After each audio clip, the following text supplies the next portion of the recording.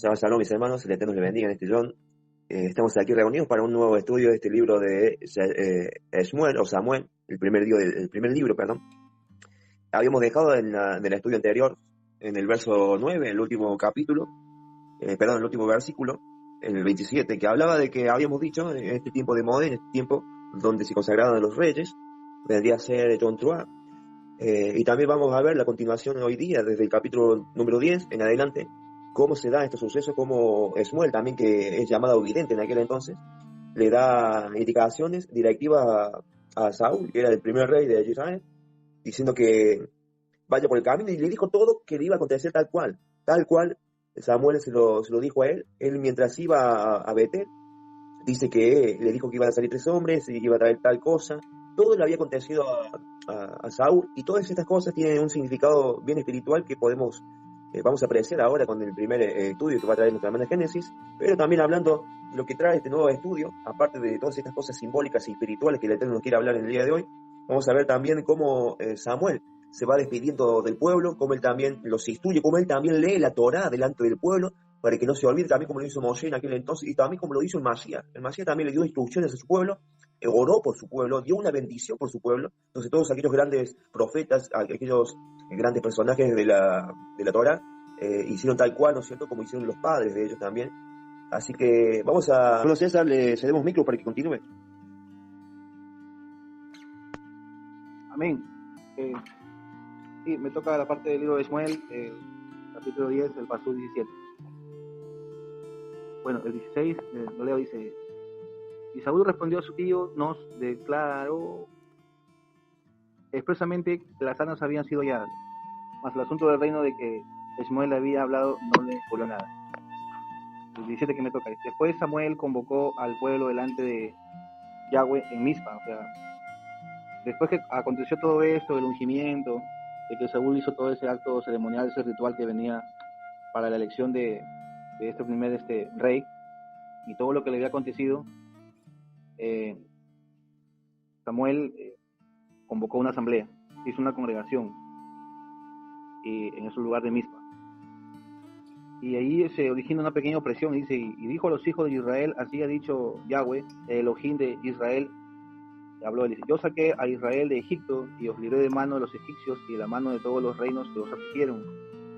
Y el 19 comienza ya a enfatizar el rechazo, ¿no? Pero vosotros habéis desechado hoy a vuestro Elohim, que os guarda de todas vuestras aflicciones y angustias. Y habéis dicho: no, sino pon rey sobre nosotros. Ahora pues, preséntanos delante de Elohim para vuestras tribus y para vuestros millares. Entonces, estaba enfatizando de que ya lo habían rechazado al Eterno. Habían abandonado ya en su carácter emocional, o de repente no espiritual, pero estaban como que se le apagaban los ojos, como que se les estaban encubriendo de escamas, un espíritu de estupor, que ya no podían visualizar más allá, porque para que enfaticen el verso 19, a vuestro Dios que os guarde de todas las aflicciones y angustias. Entonces estaba hablando de una aflicción, una angustia, en este campo moderno que vivimos, son enfermedades psicosomáticas, porque una ansiedad, una depresión, no es igual que una enfermedad física que se puede contener en el cuerpo, ¿no? Que cualquiera va a la farmaquería, los fármacos o la parte medicinal, lo que siempre fue la arbolaria, y consume ese té o esa pastilla o ese medicamento, que no debería ser así, pero muchos lo hacen.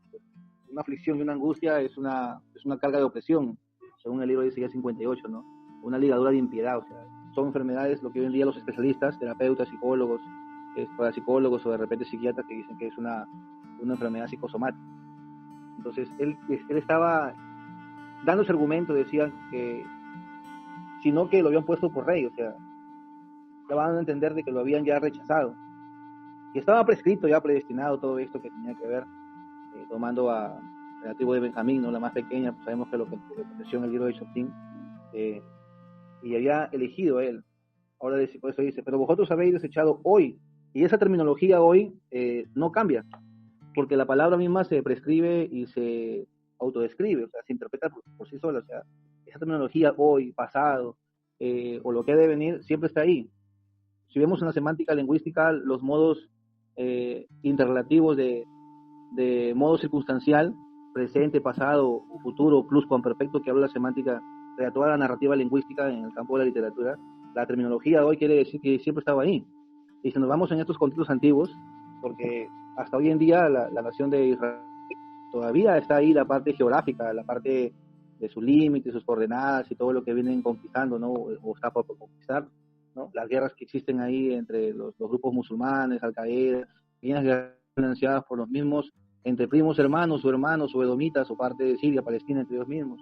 Pero todavía cuando dice, y dijo los hijos, perdón, y dice, cuando dicen, pero vosotros habéis desechado hoy, da a entender que todavía sigue el desecho, porque hay comunidades sionistas o más allá de lo que se viene dando que profesan tener comunión con Elohim, pero son camuflados en cuanto a su modus operandi y su desplazamiento. Pero sí no podemos negar, no podemos decir que no, que todo está raído, todo está consumido. Todavía existen unas pequeñas comunidades, pequeñas, pero de linaje santo, se puede decir, que todavía militan ahí en el lugar santo de Israel. Los demás se encuentran esparcidos o dispersados de todas las diásporas que hubo. Por eso es que esa terminología hoy denota y connota algo poderoso hasta hoy en día, y es un tiempo de límite de cronología.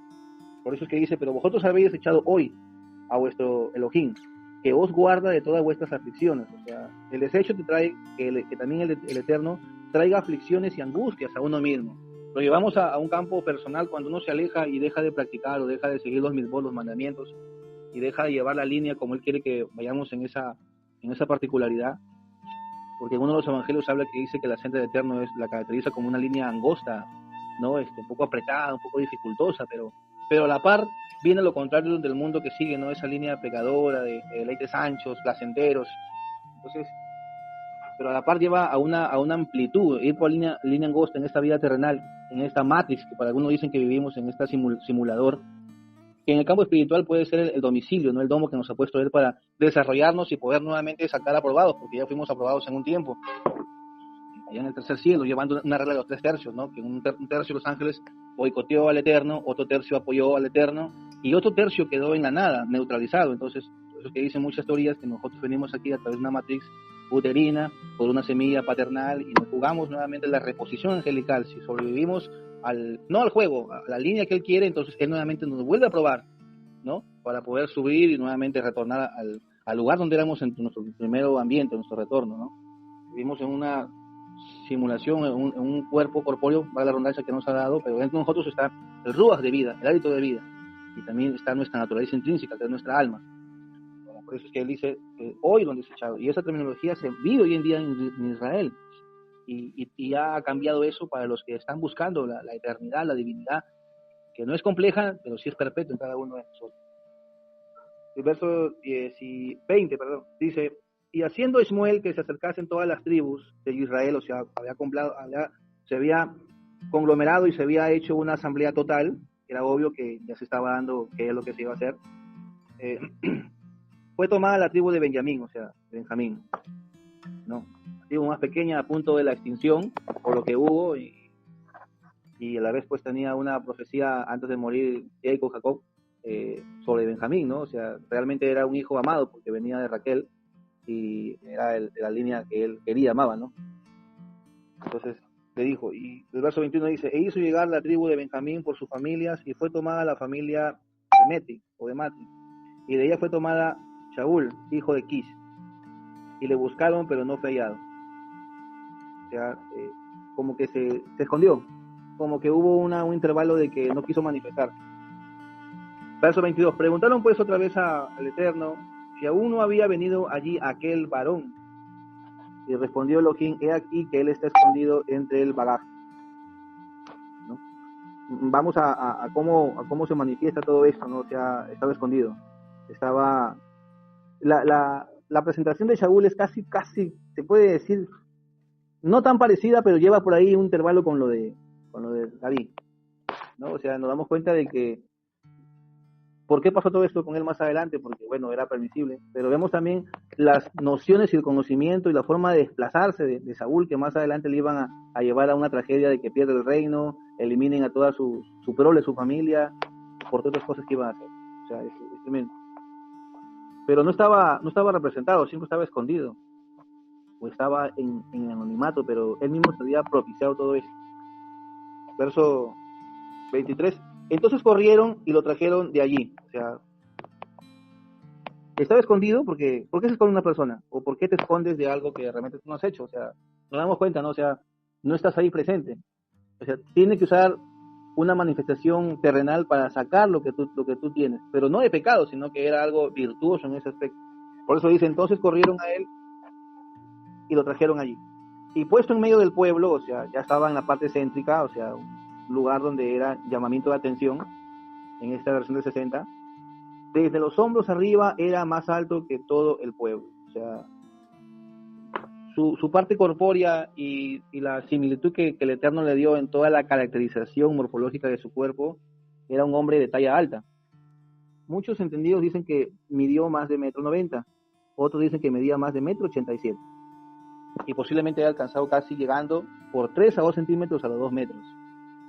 Entonces, ¿qué tiene que ver esta parte con su similitud? O sea, su parte física denotaba que era alto, que era de hombros altos arriba, ¿no? Pero su espiritualidad en el cosmos de todo su desenvolvimiento, como que era bajo en estatura, ¿no? O sea, nos damos cuenta de una irrelevancia de todo esto. No es que el Eterno lleve cuerpo, alma y espíritu paralelos, o es que en nuestra vida física siempre tenemos más espiritualidad en unas cosas y bajamos en la parte del cuerpo, de repente subimos en el espíritu y bajamos una parte en el alma, ¿no? O sea, cuando debería ir un acorde, ¿no? Una armonía. O sea, hay un misterio en todo esto. O sea, nos damos cuenta de que realmente cada uno es intrínseco y no deberíamos descuidar cada parte de vuestra vida. Verso 24. Y Shmuel dijo a todo el pueblo, ¿habéis visto al que ha elegido Yahweh? Que no hay semejante a él en todo el pueblo. Entonces el pueblo clamó, o sea, hubo un jubileo, una algarabía, con alegría diciendo, ¡viva el rey! O sea, daba una aclaración que había habido un instrumento escogido. Y vemos la aclaratoria que Shmuel dijo a todo el pueblo. Pero la entrada de Saúl no era tal vez como la que el Eterno había predestinado, había elegido.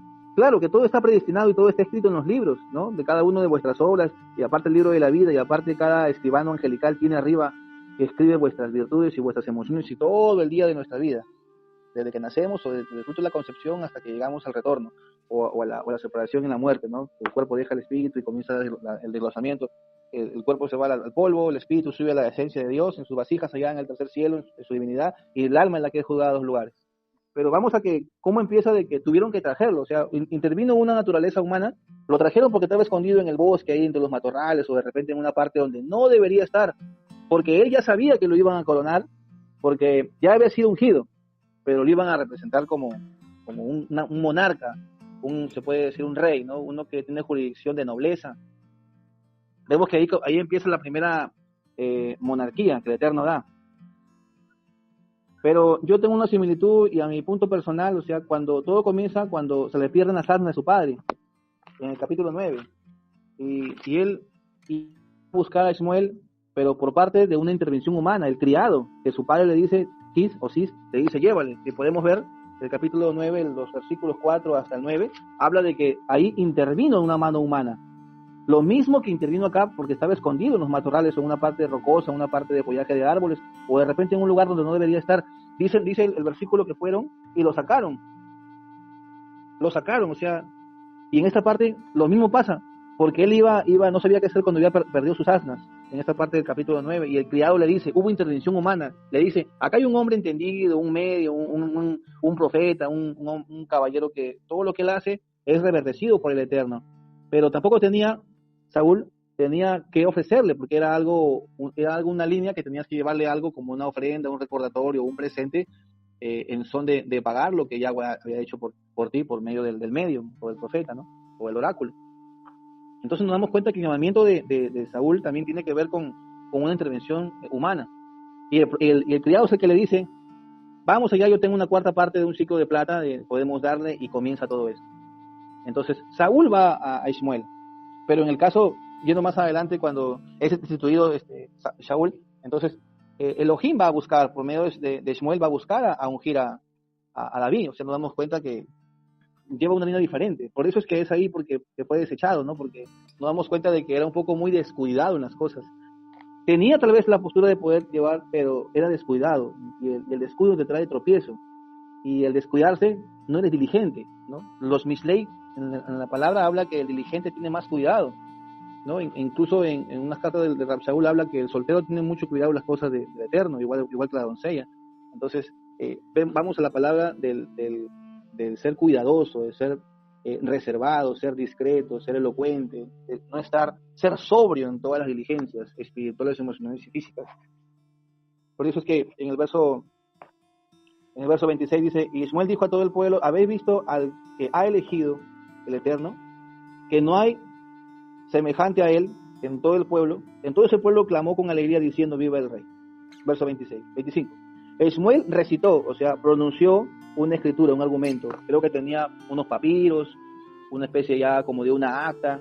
Recitó, o sea, habló algo, pronunció algo. ¿Quién sabe si de repente dijo palabras de sabiduría o palabras de ciencia? ¿No? Luego al pueblo. Habló las leyes del reino. Ojo que dice leyes del reino.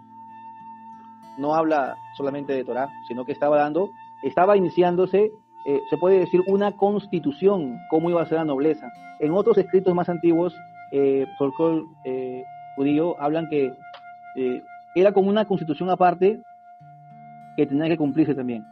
O sea, aparte de las leyes toráficas principales y supremas, habían como pequeños intervalos o pequeños libros sacados de la misma escritura del Torah, pero condescendiente a una nobleza. Sabemos que hoy en día una monarquía no puede tener similitud con los gentiles ordinarios, ¿no? Ni tampoco puede haber un parentesco, ni tampoco puede haber ceremonias, o sea, tienen que llevar la misma noblecidad en su misma línea, o sea, desde el trato, los saludos, las conversaciones, la postura de sentarse, toda una sociabilidad. Aparte de burocracia, eran leyes de nobleza, o sea, a eso es lo que estaba refiriendo, ¿no? Y las escribió en un libro, ¿no? Dice, Shmuel recitó luego al pueblo las leyes del reino y las escribió en un libro, o sea, las recitó y nuevamente hizo una especie de una copia, ¿no? Literal, de una copia jurisdiccional legalizada, se puede decir, o sea, todo conforme. El cual guardó delante de Yahweh, o sea, había un escrito de todo esto que se hubiera dado, porque obvio que era una representación de una ceremonia, entonces era solemne, ¿no? Establecido. Pasú 26 dice, y envió Samuel a todo el pueblo, cada uno a su casa, o sea, lo despachó en Gabá.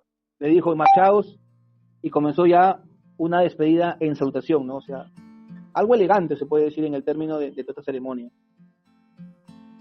Saúl también se fue a su casa, en Gabá, y fueron con él los hombres de guerra cuyos corazones Dios había tocado. O sea, no eran todavía hombres que podían llevar una línea de temor al Eterno, sino que habían tenido una experiencia interna con Elohim. Habían sido tocados tal vez por la palabra, por las señales, o ya habían sido preparados antes de que pase esto, habían tenido una revelación, como Job 33:14, que en 2 o en 3 o 1000 maneras habla Dios, pero no entienden. Entonces comienza. Entonces, no creen tal vez en la palabra, pero creen en las señales. Por eso es que se fueron con Saúl y fueron tocados. Pero en el versículo 27, ya para culminar, dice, pero algunos perversos, o sea, malvados, dominio de sí mismos, abrieron una pregunta, o sea, calumniaron y persuadieron y comenzaron a ver, como en todo partido político, como en todo reino, en toda nobleza, siempre de derecha a la izquierda, y siempre todos tiran para un lado, o sea, no había una concordancia. ¿Cómo nos ha de salvar este? Hablaban, o sea, daban a decir, ¿qué hace este? Que realmente será este que nos puede librar de los filisteos, de los pasuín, y le tuvieron en poco, o sea, un desprecio, eran perversos, y no le trajeron presente, más él disimuló. O sea que tenían que ir, la ley era que tenían que ir con un presente, porque era su rey, porque ya había sido ungido y faltaba solamente la representación de la corona y sentarse en un cetro, ¿no? O sea, en el caso de David no, pues fue ungido, pero más adelante fue también ungido en corona. O sea, nos damos cuenta que existe una similitudes en todo esto. Y vemos también aquí que el capítulo 9 hasta el capítulo 10 habla de cómo es la elección del rey Saúl, ¿no? Lleva casi una similitud, casi un parentesco, por ahí unas pinceladas como la historia de David, pero vemos también que su fin es muy diferente, ¿no? El descuido lo trajo también y las irresponsabilidades le trajeron también muchas fallas garrafales que marcaron perpetuamente en su genealogía y en su generación. Gloria al Eterno. Hasta ahí está para allá. Bendiciones.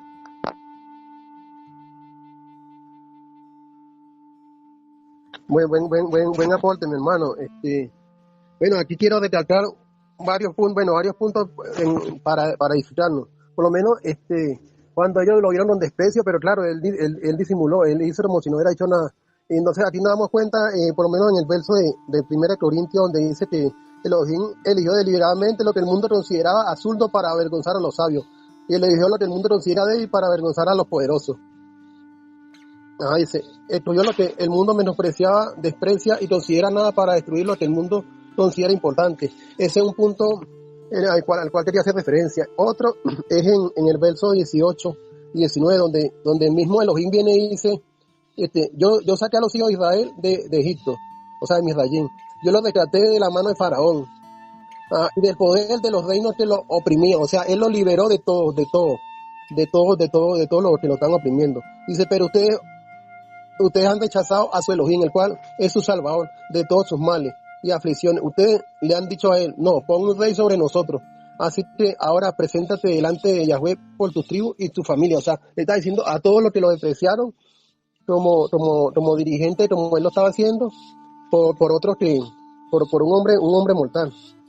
Y bueno, también hago énfasis en otro punto porque, como sabemos, hay muchas denominaciones, hay muchas personas que se llegan es porque no, que solamente el antiguo, por decirlo así, y que no solamente el Torah, y no toman en cuenta nada lo del Brit Hadashah, o toman muy poco lo que le conviene a su denominación o doctrina, que ellos agarraron en su mente, más no como está trazado en la escritura totalmente. Por lo menos muchos dicen, no, que subestiman mucho la carta del apóstol Pablo. Y bueno, y para darle una mejor comprensión a esto, pienso que es necesario que hacer referencia en estos pasajes en segunda de Pedro, bueno, ya leer del 16 en adelante, dice, porque cuando le hicimos conocer el poder y el regreso de nuestro amo Yahushua HaMashiach, no nos apoyábamos en mitos astutos, inventos, por el contrario, vimos su majestad con nuestros propios ojos, porque estábamos allí cuando él recibió honor y gloria del Elohim el Padre, y la voz vino a él desde la grandeza de la Shejinah diciendo, este es mi hijo a quien amo, estoy muy complacido con él.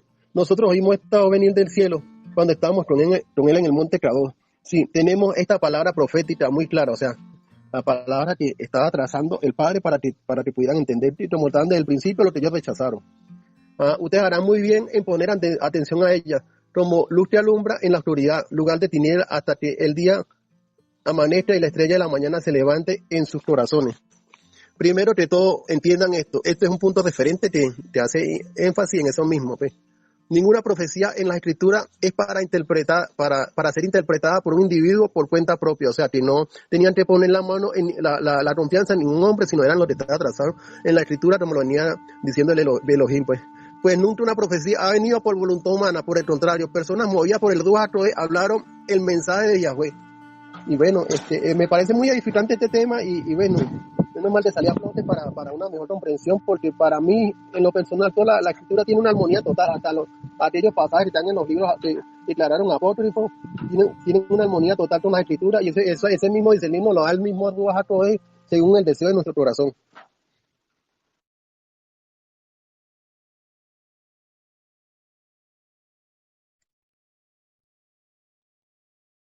Muy bueno, hermano Edwin, poderosa esa escritura que citó para todos los incrédulos.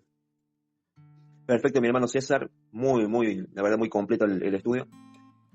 Bien, mis hermanos, si hay otro comentario que quisieran hacer, si no pasamos ya directamente al siguiente estudio que lo trae nuestra hermana Belén. Si está lista mi hermana Belén, le cedemos micro para que continúe.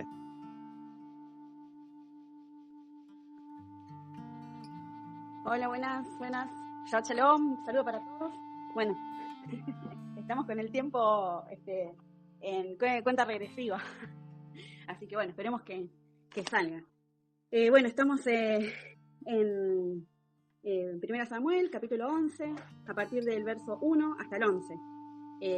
Me causó gracia porque era 11, ¿no?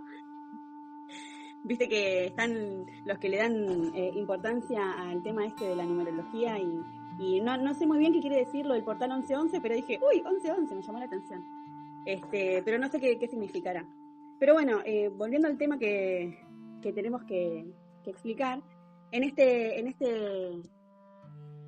este pasaje lo que vemos es que hay una derrota hacia los amonitas.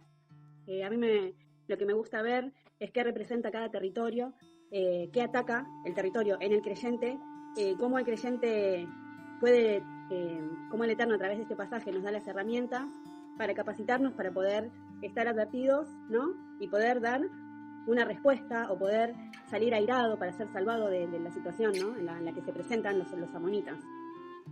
Porque bueno, vemos que los amonitas son hermanos o son del pueblo de Moab, ¿no? Y bueno, cuando el rey de Moab, que se llama Nahash, Nahash es serpiente en hebreo, y es el mismo valor numérico que es 358, que es para Mesías.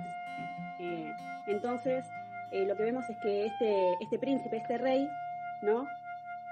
Puede estar catalogado también como algunos cabalistas le llaman lo que es el ego, ¿no? El Nahash, la serpiente, el ego, el orgullo, todo lo que se viene a poner en contra de la soberanía del Eterno en nuestra vida, ¿no? Porque nosotros cuando decidimos seguir la Torá, somos libres de nuestros pecados, de nuestras pasiones caídas, de nuestros deseos bajos, ¿no? De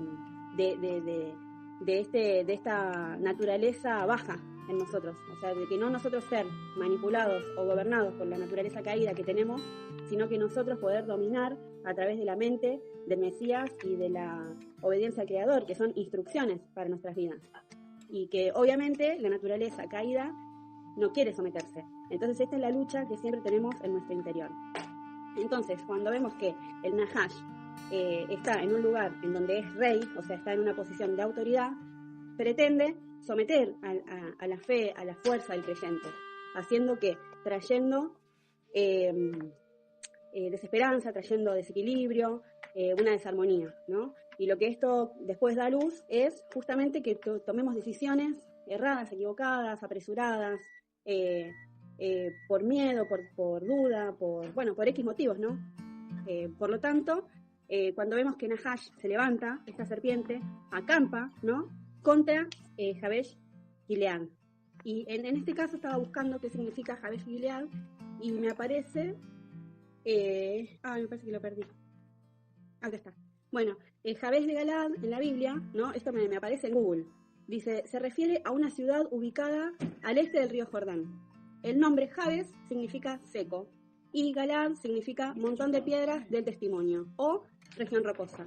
Entonces vemos que es un lugar de testimonio seco, ¿no? O sea, donde el testimonio del creyente está seco, donde puede llegar a significar una situación de dolor, una situación en donde el territorio de la persona está sin fruto, está seco. Por lo tanto, ese vemos que es la situación de Jabesh de Gilead. Entonces, vemos que el Nahash, o la serpiente, o este rey, viene a atacar a la situación del creyente que está en una situación seca. O sea que el creyente no está situado en el río Jordán o en el territorio del Jordán. Que el territorio del Jordán, acordémonos que es estar postrado, ¿no? Es cuando nosotros estamos postrados ante el Padre. Pero en esta situación el creyente no está situado en el Jordán, sino que está situado en Jabesh de Gilead, es decir, está seco, está alejado, está no parece apartado, pero sí parece como separado de esa situación de estar humillado en la presencia del Padre, ¿no?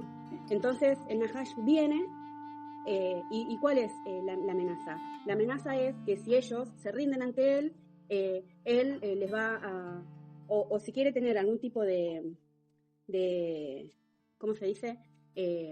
Cuando uno quiere hacer una ligadura, me sale, pero no es ligadura, es alianza, quiere hacer alianza con el pueblo, pero el pueblo le tiene que dar el ojo derecho.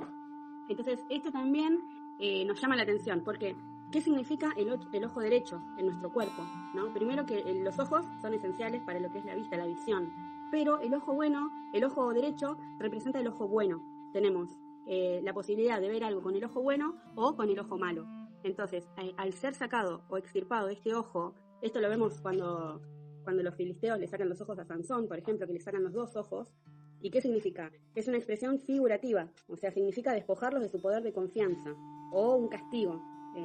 Entonces, vemos que pueden ser en una forma literal o puede ser en una forma más como expresiva o una forma para expresar ideas, ¿no? O sea, la idea de eliminar la fuente de la influencia o el peligro que representan los enemigos. Entonces, es decir, que la persona no tiene esa capacidad de visión para ver lo que está sucediendo a su alrededor. Entonces, esto es lo que pude comprender yo de lo que representa el ojo derecho. Entonces, cuando viene este Nahash, la serpiente, el ego, lo que nos hace a nosotros estar alejados, ¿no? Es la amenaza del creyente que siempre está adentro. No está, o sea, puede estar afuera también, pero también está por dentro. Entonces, nosotros estar alertas y también en qué situación estamos nosotros. ¿Estamos nosotros en el Jordán? ¿Estamos nosotros fortalecidos en nuestra fe, en nuestra emuná? ¿O estamos secos, con nuestro testimonio seco?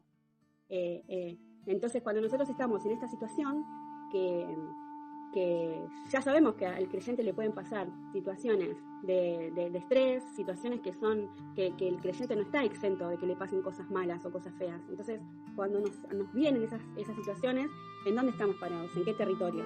Entonces ahí es cuando vienen los reyes de Moab, de Amalek, los filisteos, los amonitas, con sus diferentes cualidades, a mover a la persona. Entonces, bueno, el ojo bueno que nosotros podemos llegar a tener, lo viene a querer sacar, ¿no? Entonces, ¿qué pasa el pueblo? Se empieza a paniquear, empieza a llorar, empieza a estar deprimido porque nos van a sacar los ojos, porque vamos a ser esclavos. Y entonces viene Saúl con esta unción de lo alto, con este pensamiento, con esta metanoia, ¿no? Y el Espíritu del Eterno viene, este pensamiento diferente, y les dice, no, esto no es así, y se planta y dice, no. Y ahí es cuando él agarra los bueyes y los destroza y dice, no, mándenle esto al rey de Amonita. Y dándole a entender de que ellos no se van a someter ante sus amedrentos, ante sus amenazas, ante sus... bueno, que obviamente eran cosas muy reales y verdaderas las amenazas, pero él se le da vuelta y le dice que no. Entonces, ahí es cuando vemos el Espíritu del Eterno sobre Saúl, que viene para liberar, para salvación. O sea, ese es el Salvador, el ungido del pueblo de Israel, ¿no? Y como él le da vuelta al tablero y le dice, no, estas cosas no van a ser así. Y en 7 días el pueblo va a ser salvado, dijo, va a tener su liberación.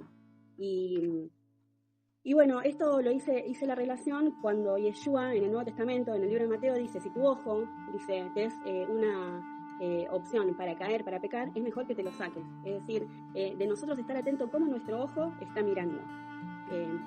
Y no solo, o sea, no estoy diciendo de a los demás, ¿no? Porque muchas veces es esto de mirar la paja en el ojo ajeno y no mirar la vida en nuestro propio ojo. Es decir, siempre haciendo primero una introspección, siempre viendo la situación como que se presenta porque hay algo en mi interior que yo tengo que ver lo que está pasando y tener la herramienta para poder ser libre, para poder liberar.